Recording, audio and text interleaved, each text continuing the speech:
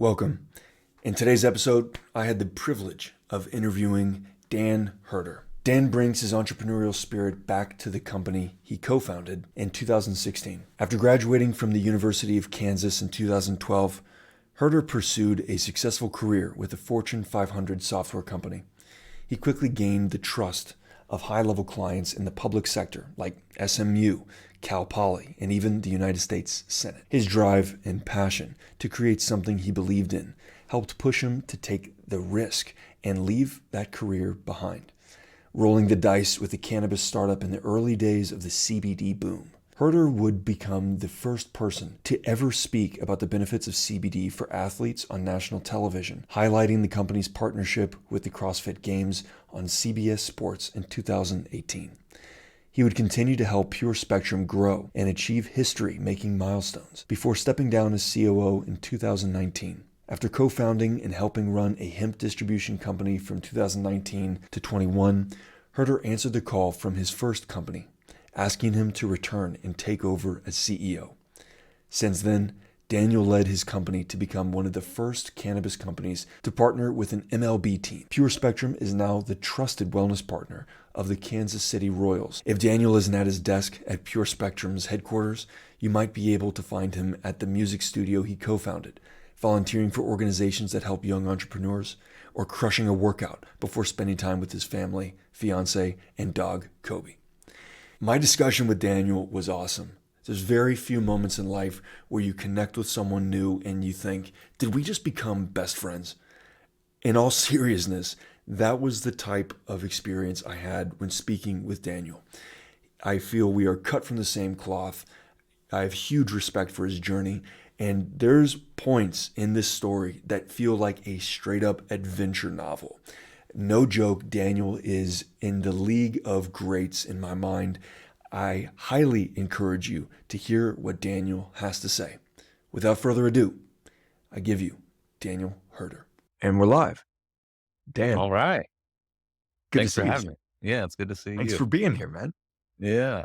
We were just talking before we hit record about a funny moment we shared in our initial discussion that brought me back a few years to the Step Brothers movie. You know, did we just become best friends? It's not every day that I can honestly say I've connected with another person that is cut from the same cloth, that's marching to the beat of a similar drum.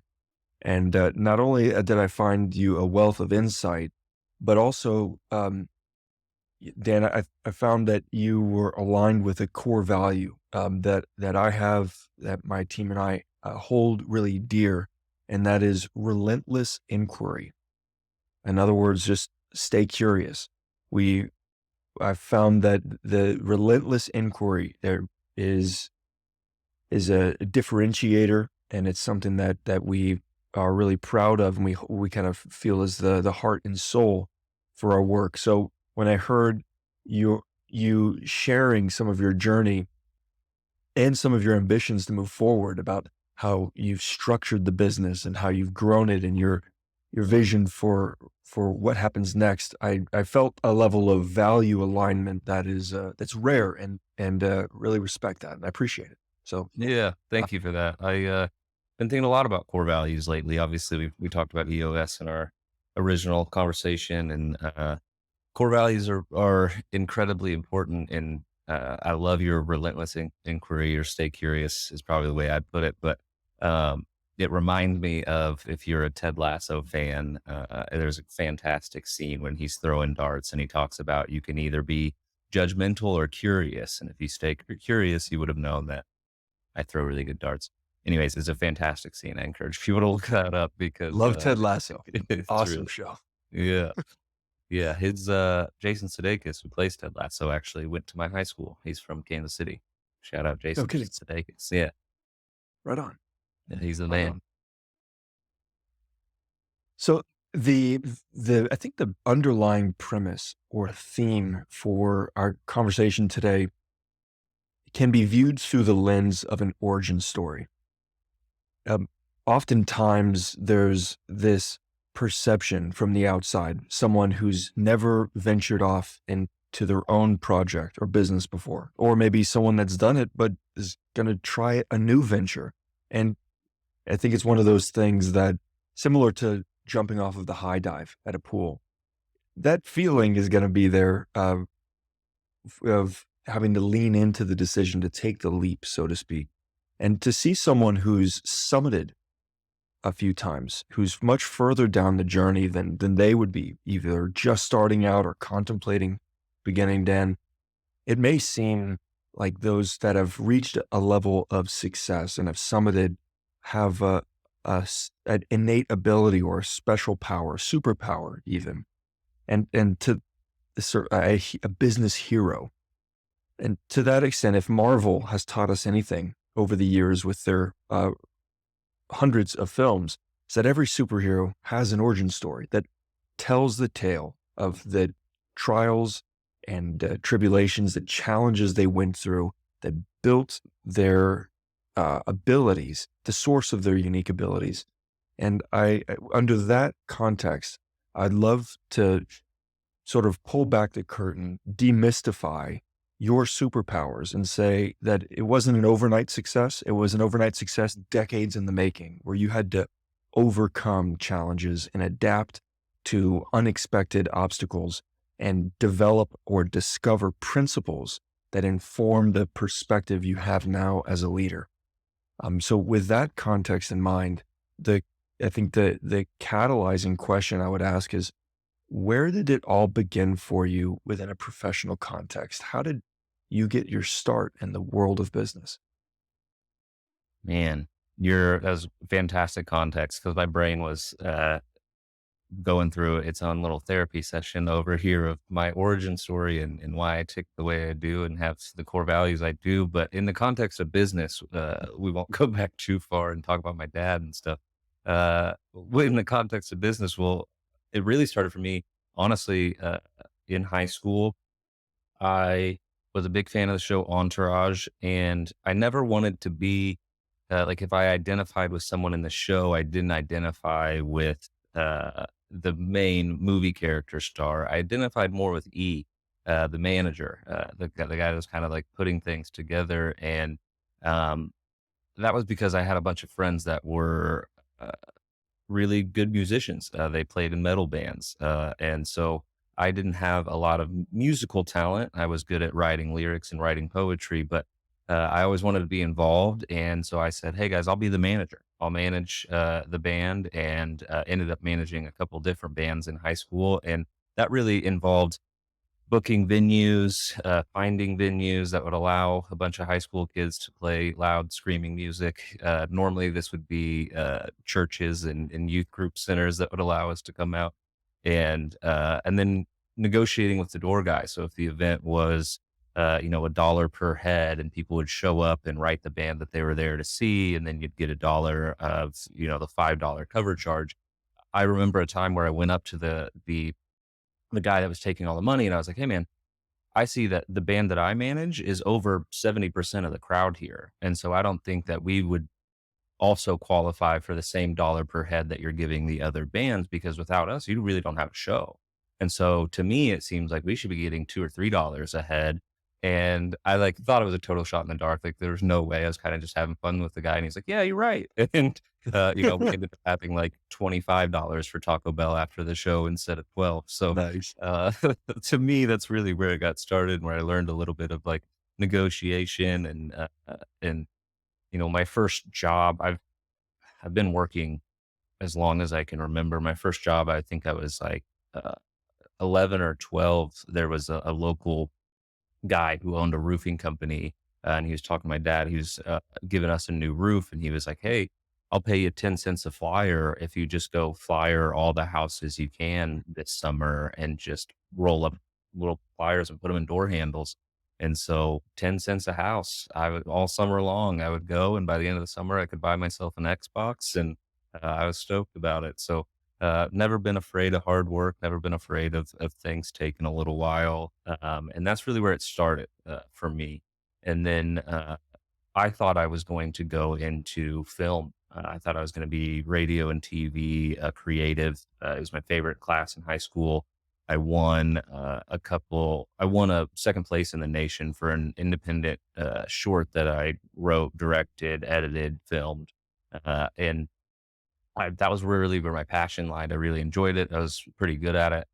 And my junior year, I ended up going on a field trip. And this field trip Mm. changed the course of my life because it was to a local software company. At the time, the company was called Perceptive Software, and it was smashing, insanely profitable. And because of that, it had the culture that you would expect to see in a software company, in a young software company. And we happened to field trip there on a Friday. And on Fridays, Perceptive Software had what they called 4x4s, which means they popped kegs at 4 o'clock. But 4x4 only because it rhymed. It really started happening around like noon or one. And I walk in there as a junior in high school, and there's kegs all over the place. People are having a good time. They were just wrapping up a dodgeball tournament because they have a full on ADA dodgeball court in the basement. They have a slide in between the second and first floor. And I'm like learning about this company. And what they did was they essentially were trying to take paper out of the workplace. They were digitizing file rooms and things like that. But that was the flagship software. And so it was enterprise content management software. And I'm like looking at all this of like, wait, this is a job? Like you guys are this is a work day, you guys are getting paid for today?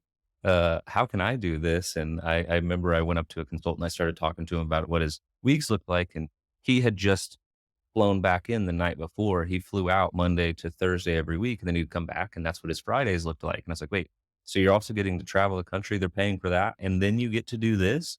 Like, okay, what degree do I need to come back here and get a job? And he was like, yeah, get your information systems degree. And I decided that day as a junior in high school, I'm getting my information systems degree. So much so that I think I learned a little bit about manifesting because my freshman year of college, I was like, oh, guys, I already have a job offer at Perceptive Software. I just need to get my information systems degree. Like, I already have a job offer, which is a complete lie. I did not. But in my head, I did. Like, in my head, there's no way that anything else was going to happen. I'm getting my information systems degree. I'm going back and I'm working at Perceptive Software. That was it. Nice. And that's what happened. My senior year, I went to the job fair. I got an interview, and there was like, I think there was a lot of people vying for the job, and they ended up just hiring two people out of my class, and I was one of them. Obviously, that story, being there as a junior, committing to that, and then coming back and actually getting the job done, was a great story for them to tell too, for their recruiters to tell and things. And it shows a little bit the power of storytelling as well. But then I got the job. I was at Perceptive Software, and I got my dream job, and it was awesome. It was a lot of fun. I learned a lot. It was a very large corporation. We went through a couple of transition periods while I was there where we sold to Lexmark. We became the enterprise software division of Lexmark, a gigantic multi-billion-dollar company. And so I got to learn from startup to full on corporate world mode, and really how a business was ran. And being a consultant taught me a ton. I remember my first day as a consultant, a gentleman by the name of Justin Strecker writes on the board in big letters. This was first thing we learned as a consultant. First thing I learned in my big boy job. Writes three letters on the board, and it just says CYA. And it still to this day is one of the most important lessons I've ever learned. And if you're not familiar with what CYA is, I'm sure you are. Um, it means cover your ass. And it's so important. And what that looks like in practice is like follow up with an email. If you just had a phone call, follow up with an email and say, hey, this is what we discussed, just making sure we're on the same page, whatever. Because then if in 2 weeks, if they say like, hey, this isn't what we discussed, you can pull back up that email, the nice timestamp on it. And the fact that they responded to it, like, nope, this is exactly what we discussed. And we discussed it on October 18th of 2023, actually. And it's just in business, sometimes people can be forgetful, and things can happen. And especially when you're representing a company, it's just such a simple practice to CYA. And that shows up even in my daily life now. So even to this day, when I travel and I park my car and I'm going away for a week, I take a picture of the parking garage letter and number. And to me, that's CYA, so that when I return, I'm not wandering around a parking garage lost looking for my car. I can just refer back to my photo. I'm in G23 and I go right to my car. That was the origin story of me getting into a professional career, getting my degree in information systems. I also got a minor in supply chain management because I was close enough. It was easy enough to me, so I did. I should have ended up getting a major. I had to take 2 more courses, and I was just so ready to be graduated and start my dream job that I left. But it was good. It was eye opening, and I'm glad that I started that way of learning how an actual corporation works and learning from people who had been in it for years before I started my foray into entrepreneurship. How long were you with them, Dan? I was with them from 20, so that would have been about 5 years, 5 years, 5 or 6 years. I Yeah. love the point of the story where you shared the the manifestation of it, but the tunnel vision, hyper focus. There was no other option. Yeah. After you saw that, you made it up in your mind. I love that. Um, I as I heard you sharing that, it brought up a experience I can relate to. At the end of my high school journey, I got it in my head that um, sitting at a desk under fluorescent lights for college wasn't gonna work for in my mind. I kinda got to this place, like, I don't wanna do school anymore, and I got the idea in my head of enlisting, and I remember as clear as if it would have happened yesterday, the process of elimination was like a matter of a few minutes. It's like, if I'm gonna do the military, I gotta do the Marine Corps. I just cannot even imagine a world where I do any other branch. And then when I was looking at the Marine Corps, I thought, if I'm gonna do this, the only job I can see myself doing is the infantry. I will not, I just, there wasn't even a world where I could do any other job.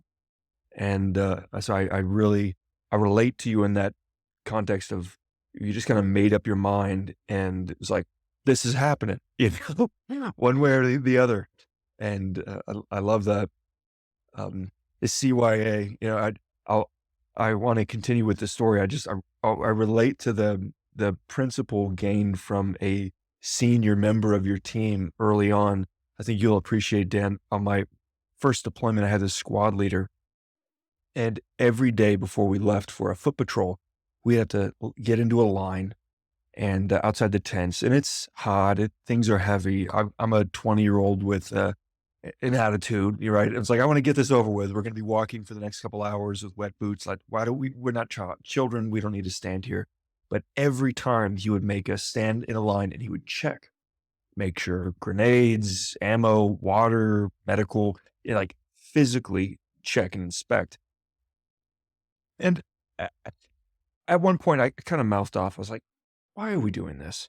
We do this every day. Nothing's changed. We have everything we need. And he taught, in the same way as that senior guy wrote CYA on the board, he taught me something that I never have forgotten. And I use it on a very regular basis to this day. And he taught me, because I was basically like, Myers, why don't you trust that everything like, I have everything I need? And he's like, I do trust, but I trust and verify. And the trust and verify principle is like seared in my mind and in my heart. So I really relate to the experiences you shared about the hyper focus, that's my word, but Mhm. hyper focus on a goal or an outcome, and the learning impactful principle from an early age. So I love that, man. Really do. Yeah. Yeah, I like the trust and verify too. That's a good way to lead a team, I think. Yeah. Like, obviously you have trust, but also verify. Why not? Um, Absolutely.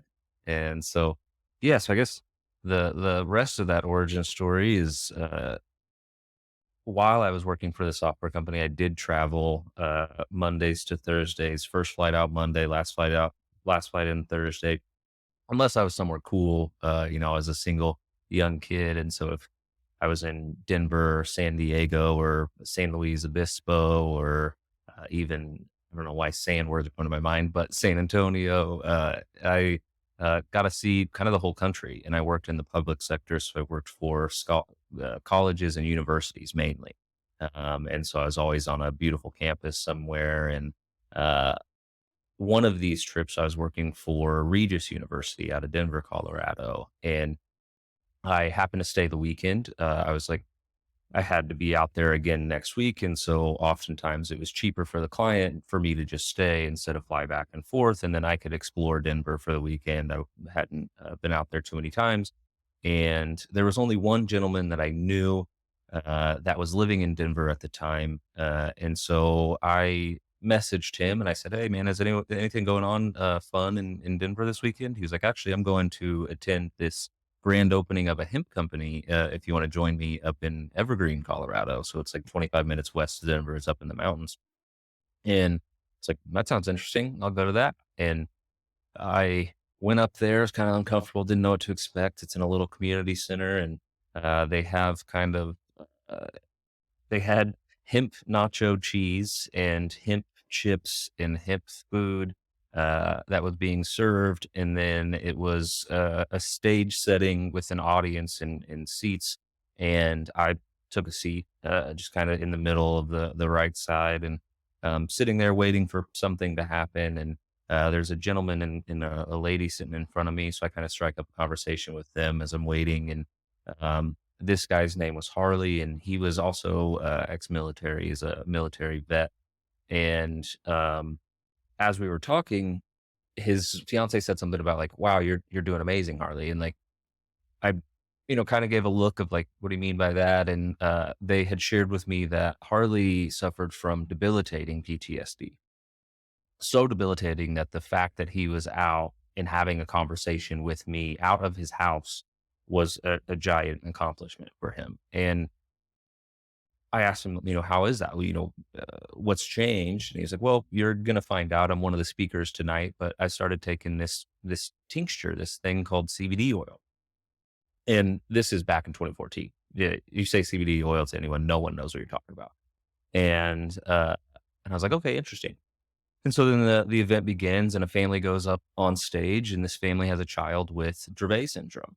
This child's name is Owen, and Owen suffered from 60 to 70 seizures a day. Uh, and as a parent, I couldn't imagine having to watch my child suffer through 60 to 70 seizures. And when, a child's seizing, there's nothing you can do. You can't just stop it for them. You just have to watch them endure it. And it's just a brutal thing. And they shared that Owen was down to 6 or 7 a week, and he had a quality of life back. He was gaining motor skills that he hadn't had before in his life.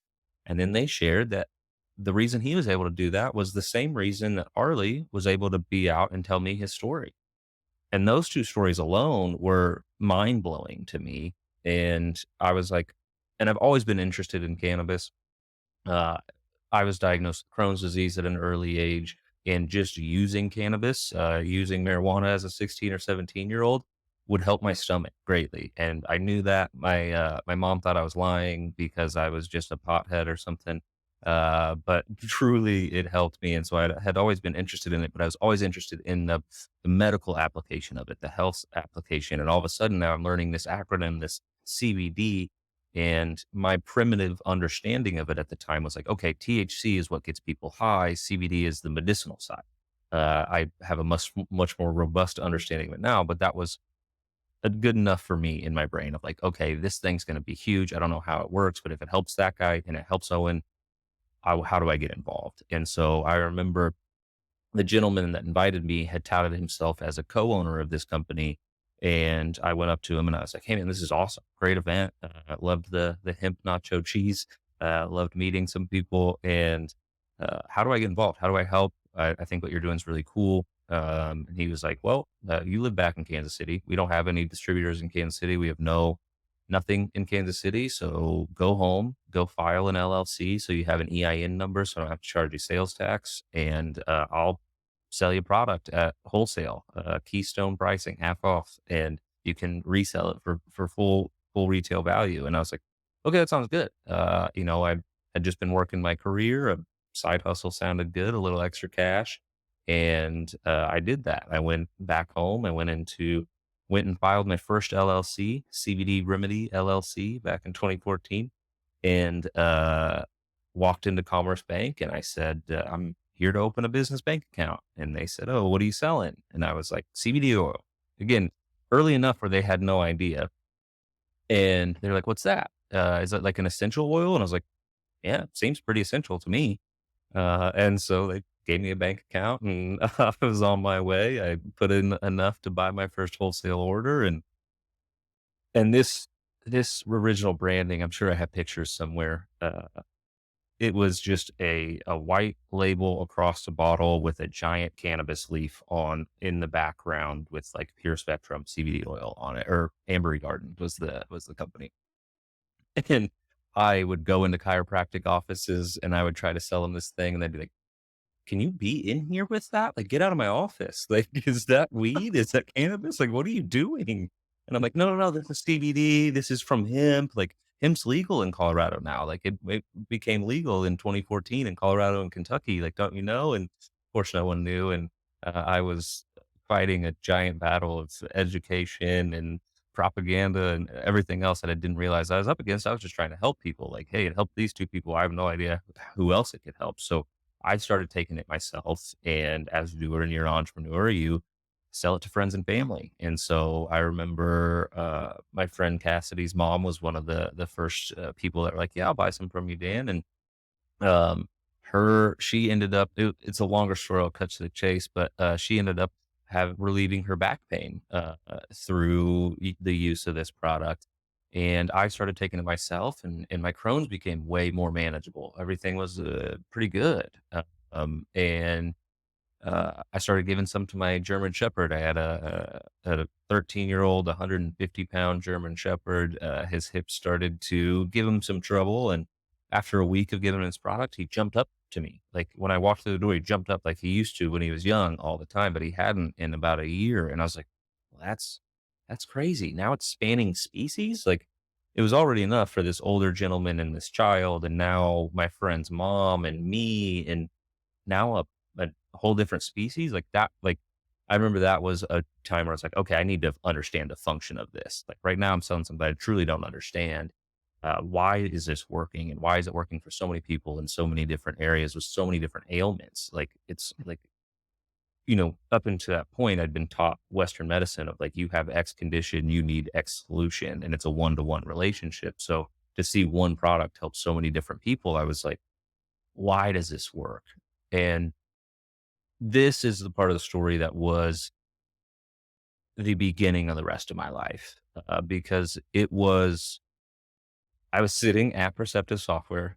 Sorry, whatever boss may be listening to this, but I was sitting at Perceptive Software and I was studying why this was working. And I discovered that in 1988 and 1990, we confirmed the rest of it.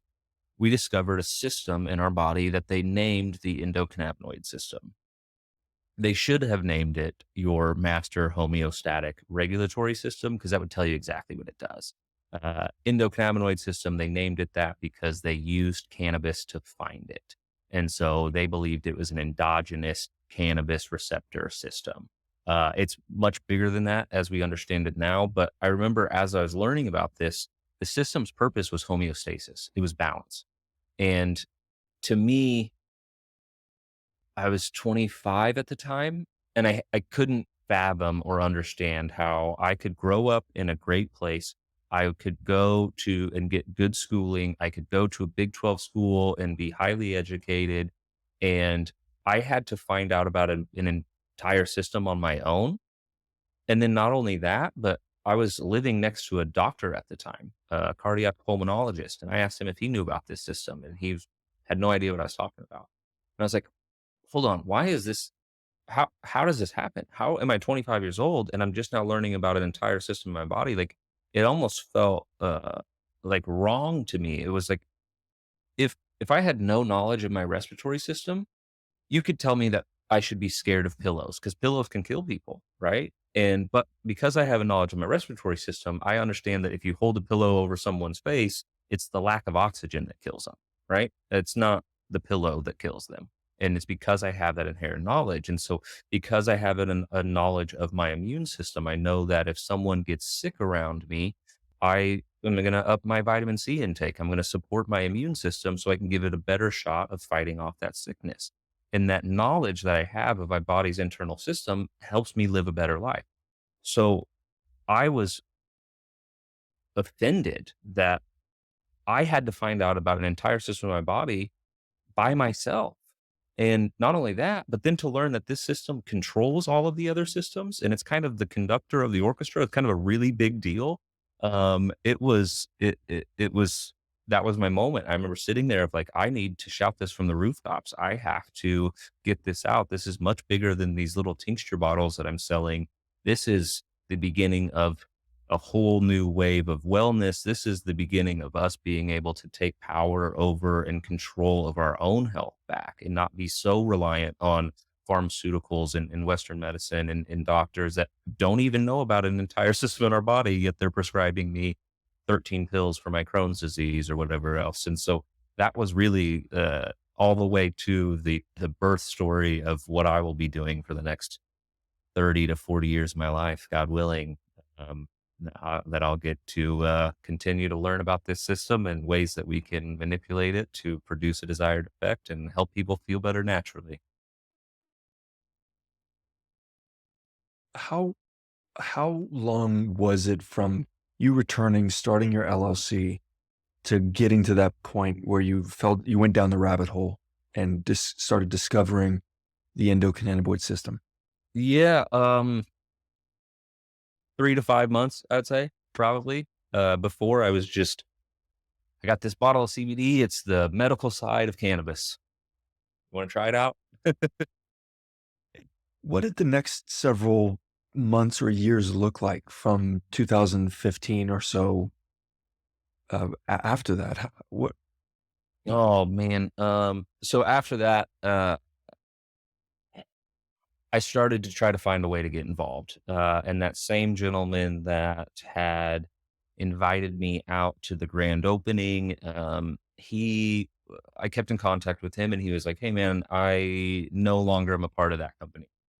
And I was like, "Oh, what happened?" And he was like, "Oh, well, I got screwed over. I didn't have contracts signed, and all of a sudden they were like, 'You're not an owner,' and there was nothing I could do about it, and I got kicked out." And he told me the sob story that I believed in, um, and I was like, "Man, that's awful." And he's like, "Don't worry, I'm going to start up my own company. We're going to do the same thing, but we're going to be better. We're going to do things a little bit differently." Um, and he already had a name, and he was going to call it Pure Spectrum, and he was like, "Will you join me? I need help. I don't know what I'm doing. Uh, can you help?" And I was like, "Man, I'm pretty comfortable in my job right now. Like, I like doing this on the side right now, but I'm not ready to give up my security. I have a lot of student loans I'm paying off. Uh, like, I wouldn't feel comfortable just getting rid of my income completely and not knowing how I'm gonna pay my bills or my rent or anything like that." And he was like, "No, no, no, just help me when you can, like, and maybe you can move out here. Would your company let you work remote?" And luckily, I had taken on a piece of software in the company that no one wanted to touch. It was just a bear. It was a software company we bought out of Germany, and, it was an amazing piece of software. It's just very hard to understand and operate and manipulate, and no one wanted to touch it. And so I saw that as like my opportunity to grow within the organization. And if I could become the product knowledge expert of that piece of software, then I would have also quite a bit of job security. And so I'm thankful that I saw that early because that's what I did. And so when I went to my boss and was like, "Hey, can I move to Denver?" They were like, "Yeah, Dan, you can move wherever you want. Like, as long as you can still access an airport and get to the clients, like, we don't care." And so that's what I did. I packed up my stuff and I had my dad drive a U-Haul across the country and moved in with this guy that I barely knew into his basement, and I would work my job. I'd work my 40 hours of billable work to get my 100% utility, and then I could do that by like Wednesday or Thursday if I really hustled. And so then I would have Thursday, Friday, Saturday, Sunday to really build and grow the company. And that's what I did. I moved out, moved into this guy's basement, and I was able to get my billable hours done. Always aimed for 100% utilization, which was 40 hours billable work for clients. So I'd get my 40 hours done by Wednesday or Thursday if I really hustled. And then I'd be able to work on the beginning stages and building out Pure Spectrum Thursday, Friday, Saturday, Sunday. And this went on for a while until we ended up getting an investment, pretty large investment. There was kind of three companies that lived in the same building that were operating together but separately, and a large investment came in for the three companies, and we were earmarked 200,000 of that, and so that gave me enough confidence that like I at least can have a salary, I can at least pay my bills, and so I can quit my job, quit my career that was once my dream job, and so it was a tough decision. I remember talking to my mom, talking to my dad. I was torn up over it. I didn't know if I was making the right decision. I was scared. And I called the guy I respected most at the software company, and I told him what I was going through. And I was like, "Hey, man," and he was two or three levels above my manager. And I told him I have an opportunity at the time. What the title that was presented to me was CIO. I guess because I was in information systems and stuff, that it made more sense. I ended up becoming COO and doing operations, and we didn't need a CIO. But at the time, that was what I was offered. And so I told him, hey, I'm offered uh, uh, this job, and I'm thinking about taking it up. It's for a startup, and he went the route of telling me that I wasn't ready. I wasn't even close to ready. There's no way that I could provide the value I thought I was going to be able to provide, and that sealed the deal for me. If he would have went a different route and been like, "Yeah, I think that's great. I think you might be able to learn and grow more over here, but I support you in your decision if you want to do that." Instead, it felt like he was trying to scare me to stay, and that sealed the deal. I was out. Oh, you don't think I can do this? Well, watch, right? Like, and that's kind of, I have that. I've been the youngest in my family. I kind of grew up small, and so I kind of have that like small man syndrome or whatever it's called. And so that was my deciding factor of taking the leap and quitting my career job and going all in on Pure Spectrum at the time. And I think I had 2% was what I started with, was what was given to me at this company, and I was stoked about it. And other things happened. It's a more longer, complex story, but that the investment into the three companies ended up becoming a problem, and the three companies needed to split up from each other, and ended up navigating that, getting out of that, and then me and the guy I moved in with became 100% owners of Pure Spectrum outright, and uh, he told me he was being so generous by, after all the work I did to make sure that we had the 100%, I'll give you 20% of this thing, Dan. He kept 80 and he gave me 20. And again, stoked. Never had ownership of a company before, so sounds great. Like that 20%, this company could be worth $1 billion one day. What's 20% of $1 billion, right? You tell yourself all these things that it could be, and went down that route. And we grew really quickly. We hit a couple of lucky niches. We were so early in the space. We were one of the first like three or four companies really putting themselves on the map in the industry. And again, because we started in Colorado, we got a head start on the rest of the country. The rest of the country wasn't even allowed to touch hemp until 2018. And so we had a 4-year head start on everyone else. And um, that was very helpful. And I learned that the early companies were all marketing in the same way of like, oh, you have X or Y condition. This might be able to help you. You have a problem that you need solved. And I was like, well, I think this is for everyone. I think this product isn't just if you're unhealthy. I think this product is also to take if you are healthy.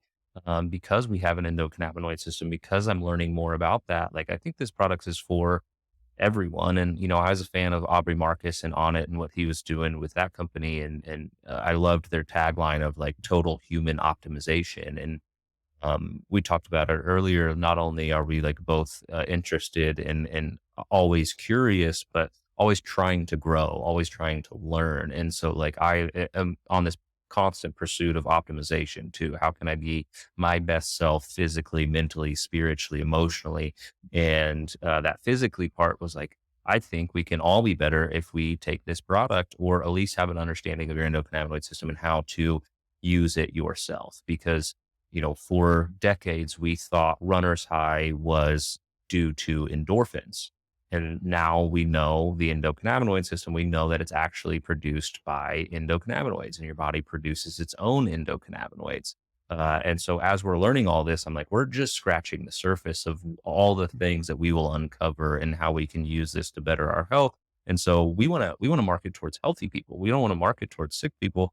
And what better way to do that than to start partnering up with the healthiest of us, athletes, the ones that spend all their money on making sure that they're performing at the top. And so we knew we wanted to target athletes early, and we used the connections that we had, and we had a connection that was really close to the UFC. And we started partnering with UFC fighters, and it didn't take long before we had a lot of them. I think at our peak, we had 75 fighters as ambassadors for us. And people see that now and they're like, oh, you understood influencer marketing, and that's great. And it's like, I really didn't. We lucked into that thing. And I have a friend and mentor. He's one of my best friends in the world now. And he was on the affiliate side of the world. He owned a review site that was highly trafficked, and he understood the software that you could put behind these affiliate sites that they then would track traffic that would send to the brand website, and then they would take a portion of sales that came in out of that traffic. And so I just utilized this software, and instead of utilizing it for affiliates or other websites, I just used it for people, and we used it for the UFC fighters and ambassadors like that. And so kind of stumbled into ambassador influencer marketing, and it was A, because we wanted to tell a marketing story of the healthiest of us taking it, but B, because we were also terrified of this boogeyman that we knew of called the FDA and making claims. And if you were caught making claims, which was kind of my primitive understanding of that at the time, was like, if I said CBD will help you with your anxiety, the FDA can come out of nowhere, slap me with a $20,000 fine. If I do it again, they can shut down the business, was like my understanding of it. Is like, you cannot make any unverified health claims.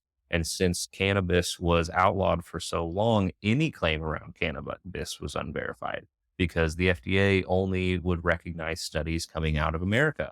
And so, although Israel has thousands of studies and they've been studying this plant for decades, and we know, you know, how science works, you couldn't refer to any of those. And if you did, we even built a whole library on our website. And the first time we got our hands slapped was, we built a library. We scraped a lot of .gov studies that you could then type in anxiety for CBD, and it'd bring up all the studies that were done. And again, it would take you to a .gov study. They're like, you can't do both. Choose one. You either need to educate or you can sell a product, but you can't do both. You can't educate and sell a product on the same website. That's what's illegal. And so we were like, okay, we'll sell product on the website, and our ambassadors will educate for us. And so that was kind of the strategy that we had, and how we stumbled into influencer ambassador marketing. Um, and then we just grew really quickly from there. We had a really good product, and we knew that if we gave out 10 bottles, 7 people would come back with a story of, this helped me, or I gave it to my sister or my aunt or something, and they had a crazy story. And so I remember buying $5,000 worth of product to give away. We gave away all of it because we had such confidence that people that haven't tried this, and our bodies have been so starved for cannabinoids, that if we gave it away, we would get people coming back that would then be lifetime customers. And so that was a bit of a gamble, but that worked too. And we grew really quickly. And unfortunately, along the way, I also learned probably the toughest lesson I've had in my entrepreneur journey of, be careful who you partner with. Hmm. When you partner with someone, especially on an equity level, and you're co-signing things, it's a marriage. There's no other way around it. You are married to this person. And if you want to get away from them, you must go through a divorce, which also is going to entail lawyers, paperwork, legal problems to solve. And so it is not something to be taken lightly. And I took it very lightly. Um, I This guy drove, as he put it, Allen Iverson's old Escalade. So my young, naive myself thought that was cool enough. He must be super successful to be able to afford that. So I can learn from this guy. And along the way, when you live with someone, you kind of, the cracks start to show, the facade starts to fade away. And this person was not who he had touted himself to be. And um, we had very different moral compasses. And I thought that the growth curve that we were on would allow me to grow the company to a point where it wouldn't matter. He could just get out of the way. We could grow the company as the rest of the team, and like whatever, he'll make his money after we sell. And it didn't work that way. He continued to pilfer the company whenever he wanted it, take money out at any given time. And as COO, I couldn't run a company that way. We were starting to miss payments to people where we didn't need to. So I left. I said, I'm out. It was the hardest thing I had done because as COO, we've talked about it. I was also integrator. I was also direct report for the whole company, and I had built relationships with all of these people. I felt like I was abandoning them, but I also felt stuck, and I was all in on the company. So I told you earlier, I was called my mom, I called my dad when I was trying to make the decision, and my parents were very supportive. But my mom gave me one warning, and she said, "Dan, you've done such a good job with your career so far." And I matched, they had a 401k match in the software company. And so I maxed out the 401k contributions along the way. And she was like, just don't touch your 401k. That's it. I think right after we got the company free and clear from the other three, we were in a tight cash spot, and I cashed in my whole 401k, took the 50% hit, did the one thing I told my mom I wouldn't do, but it was what the company needed to survive at the moment, and play that out another 6 to 9 months or whatever it was. And now I'm feeling stuck. I'm in a business with this guy that is a textbook horrible narcissist, just very manipulative. And I felt like if I stayed around, then my staying would be seen as condoning his behavior, would be seen as though I agreed with it in any way. And so realizing I was young, realizing that being as young as I was, but I also was a dinosaur in an industry. I got started literally ground zero of the industry, that if I made it my life's work, I was just getting started. And so I'll take the hit, whatever that looks like. I'll jump off the cliff. I don't know where my next income's coming from, but I got to get out of here. There's no way I can stay here. And so I remember the moment that it officially happened in my mind. I was already searching for an exit for months before this, but I had just finished the book for the second time. I read it twice in like 2 months.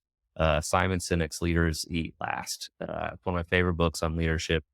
And I had read it once home for Christmas break. And then my fiance and I were driving back to Evergreen, and it's a 9 hour ride. And so we listened to it on audiobook on the way back. And I'm re-encouraged all that. I just read it, not listening to it again. It's just really sinking in. And he's talking about like, you have your inner circle and they're safe and everybody knows they're good, then they'll do everything they can to, fight against the outside forces and make sure the company's successful, and treat the team well, and the team will like look out for you and all these things, and just make sure people know that they're safe and they're protected by the organization. And I'm stoked to go back in the company. I'm fired up to implement this into the culture, and make some changes. And I get back in time to have some fun for New Year's. We went out and we partied a little bit for New Year's Eve, and then wake up to a text that was sent out 7 a.m. New Year's Day to all employees from my partner at the time. And he said, I need everyone in my office tomorrow morning at 8 a.m., blah, blah, blah. And you could tell he was coming, something was up. And so we all show up to his office at 8 a.m., calls everybody in, he sits everybody down, and he proceeds to say, I don't fucking need any one of you to run this company. You guys all suck. If you worked harder, you would be better. Blah, blah, blah. Just like went on this profanity filled tirade about how he doesn't need one of us, shape up or ship out type conversation. And I remember him asking, if anybody has a problem with this, there's the fucking door. And you can believe that, sorry, but that was exactly what he said. And I remember it clear as day. And I looked at the door, And if I had a knowledge of how to actually leave a company, if I had already talked to a lawyer at that time, I would have walked out fast. But I was torn of like, if I step down as COO, do I lose my equity? If I like, I didn't, I had all these questions in my head about the operating agreement and like the actual execution of getting out that like I stayed and I sat there in a bit of shame of just like, man, this sucks. This is not how I want to lead a company. This is not how I want to lead a team. This is, I don't, not a culture I want to be a part of.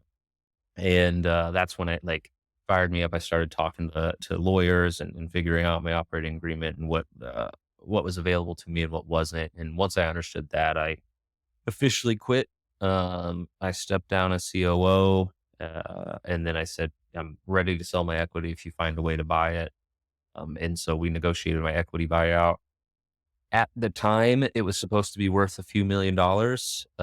I sold it for a lot less than that, literal pennies on the dollar, um, because I didn't want to non-compete. And he was trying to lock me up in a non-compete for at least 2 years to give me anywhere near what the equity was worth. And for me, I was just betting on myself. I didn't start with any money, and I was able to grow that company to a point with him still at the helm, screwing things up. So if I didn't have him, I just had all kinds of confidence that I would be successful no matter what. Just get me out of here. And so I sold my equity for pennies on the dollar. And for people listening that are maybe they have to deal with non competes or something like that, non-competes normally don't stand up. 90% of the time, you don't have to worry about a non-compete. However, if they are tied to an equity sale, they will and normally do stand up. And so that is why I ended up taking such a lower amount, is because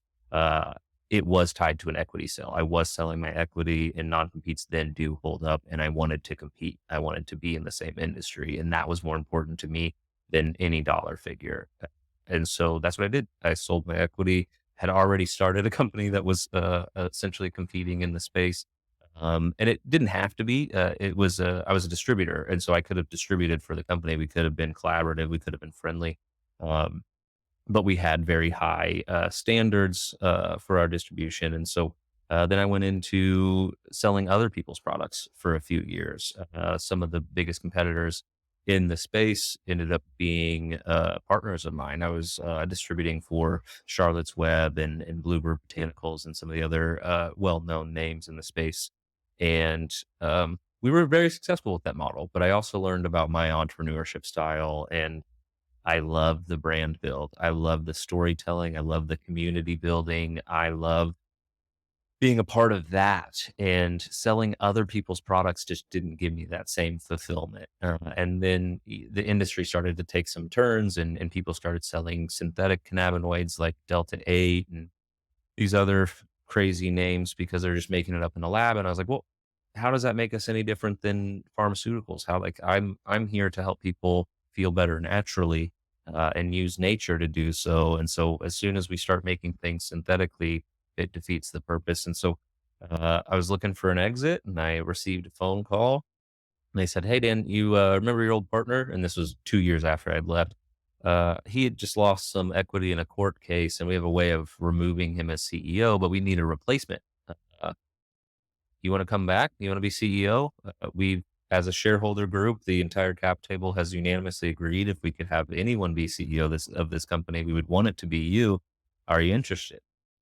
And I said, "Hell no," and I hung up the phone on him. Oh, That's exactly how it happened. Said, did "Hell you no." really? Hung up the phone on him. No chance in hell was I going to that. If No anything, kidding. I would start my own company from the ground up.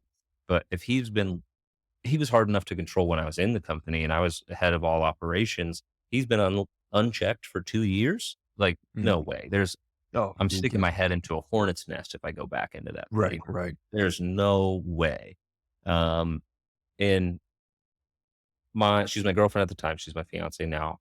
She knows that one of my North Stars is I want to help as many people as I can in this earth while I'm here, whatever that looks like. I search for ways to be kind and compassionate to others. I search for ways to help if I can. And she was like, "Dan, you could build a new company and you could help a lot of people that way. Or you could come back into the company that you already built with the product you already created and think of all the employees that are still there that are your friends. Think of all these shareholders and cap tables that are unanimously selecting you that you care about that are your friends. Some of them your mentors. Think of all these people that you know personally that you can help by taking this path instead of building your own company or whatever else. And if it is a hornet's nest, if you are sticking your head in there, um, one of my favorite sayings is a calm sea never made a skilled sailor. And so whitewater, choppy waters, arguably a hurricane, and I'm being asked to sail through it. And I was like, you're right. If I do sail through this thing, I'll probably crash. But if I make it to the other side, I'm going to be very skilled. If I crash, I'm going to be a lot more skilled than I am right now. So either way, if I'm focused on growth, if I'm focused on becoming better, this kind of is the route. You're right. Let's do it. And so I called him back up and said, I'm in. It did involve a hostile takeover, which is its own thing, which sounds crazy and sounds scary. And I was nervous about it as we were driving up the mountain. And I had the termination letters for him and the lawyer groups. And uh, he wasn't even there, of course. It was like 2 p.m. So he was already in his mansion in the mountains, taking Xanax and trying to forget about his problems. And so, like, it was an email. The hostile takeover sounds crazy. It was literally an email. You were fired. We had worked with the IT guy to kick him out of all his stuff, and then sending the legal paperwork to both lawyers. You guys are fired too. Brought in the lawyer that formed the company with me. He left at the same time, and so I brought him back to be the company's general counsel and help me navigate through the next steps of the company. But been doing that. I came back into a mess. That was August of 2021. And so navigated that, had to right size the company, which unfortunately does mean I had to lay off half the staff, which was horrible. One of the worst days of my career.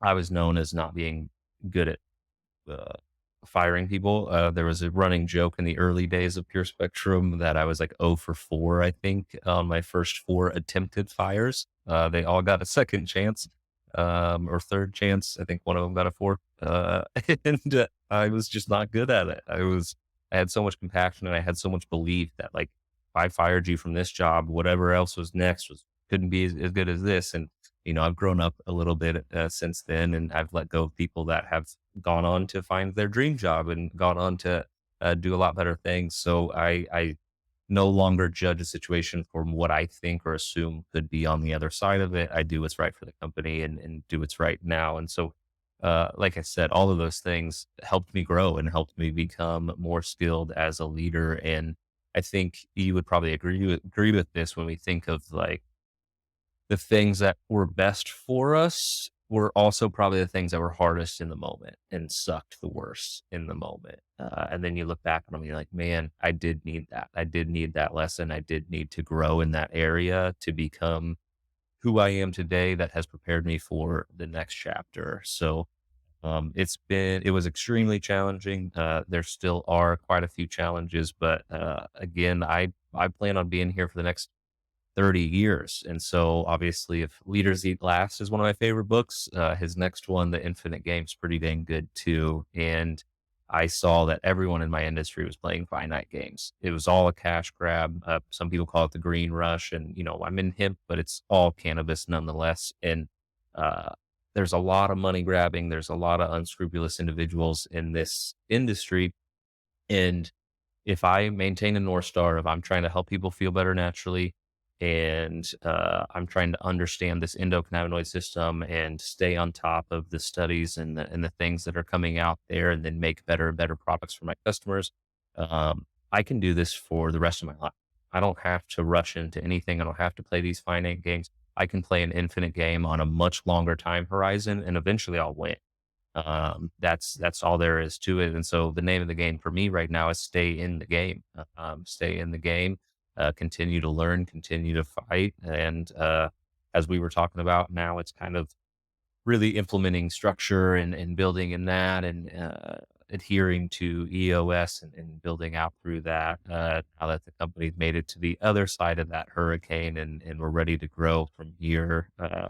I'm really excited about the future. I think it's an origin story like that ends up making a really great brand and a really great company and a really great team. So I even though we've been doing this 9 years now, almost 8, 9 years, I feel like we're literally just getting started, like full on startup mode, just getting started. And that's where I have the most fun. That's what I'm excited about. So sorry for rambling if I did, but hopefully that was the complete origin story. I think more complete than I've ever told it. The masterful origin story. You're an inspiring leader, Dan. Thank Thank you you. for sharing that. Thank you. Thank you. Thanks for having me, man. This has been awesome. Being Uh, here. yeah, yeah. I've enjoyed. I also listened to some of your other ones. I'm looking at the Atom rehabilitation device. Maybe that will cure up my right trap that I've been struggling with for 6 or 7 years. I watched his whole sales video, and I thought that was great too. So I listened to that whole podcast before I came on today. You're a great host. You do a great job, and so it's I'm excited to just be one of many awesome guests that you've had on the show. Too kind. Oh, maybe we can look at getting you in touch with Jordan. Yeah. He's a wealth of knowledge and insight as well. Yeah, yeah, I'd love to meet him. I'm excited to try out his product. Like I said, it makes perfect sense. I did crossover symmetry, which is similar, but the fact that like it's actually like you're pulling from your elbow. Anyways, guys, go check out his podcast with Jordan. You'll learn all about the atom rehabilitation. I'm gonna plug someone else's company at the end of a podcast. Uh, if somebody wants to get in touch with you, how do they do it? There's a few ways. There's a few ways. I do produce quite a bit of content that's put out on TikTok and Instagram. Yeah, I don't know how to work TikTok. I have a friend that posts there for me. So if you message me on there, he knows how to respond as me, but it's not really me. And so if you do want to actually reach me, it's my full name. I'll change it eventually, but on Instagram, it's Daniel Blake Herder. And you can find me there. Send me a DM. I'm always happy to help. You can find me on LinkedIn as well, which I believe is where Logan and I originally connected. That's just Dan Herter or Daniel Herter. The problem when you don't actually choose Dan or Daniel, you don't remember what you put there, but it's Dan or Daniel Herter. My face is up there, so you should be able to find me. And then you can check out our website, Pure Spectrum CBD. I write a lot of the articles and content that goes out through our email. So you can sign up for our email newsletters there. We really do just try to add as much value as possible through that. And so you have purespectrumcbd.com, Daniel Blake Herder on Instagram, or Daniel Herder on LinkedIn. Those are probably the easiest ways to contact me. And my email does fill up, so I won't even tell you that. The other ways, just shoot me a DM and I'll be happy to help. Awesome. Dan, thanks for sharing that. If you want to get in touch with Dan, you can check the links below in this YouTube video description and reach out to him directly through Instagram or LinkedIn. Dan, it was a pleasure speaking with you today. Thanks again for joining us. Yeah, thanks again for having me. It was so much fun.